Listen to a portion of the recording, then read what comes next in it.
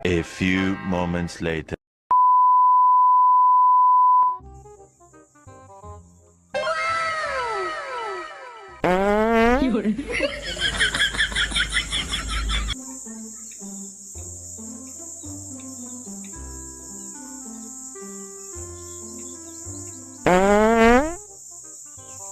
चलिए कोई बात नहीं।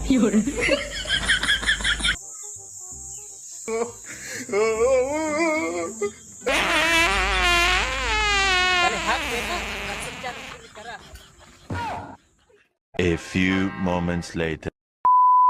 आज आम खत्म कर चलो संजय के मैं आम खा जाए। संजय लेकिन तो खाओ थे यार। चला जो न देख ले हम।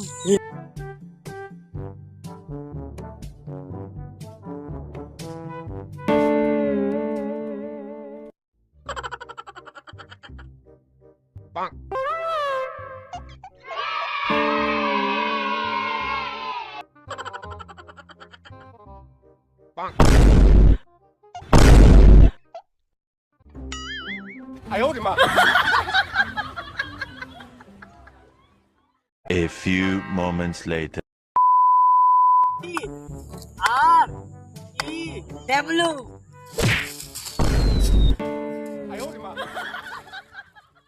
A few moments later. और सूरज का हाल चाल भाई? ठीक बा। भाई एक गाना सुनावा। गाना सुन महाराज। हाँ। ले सुना।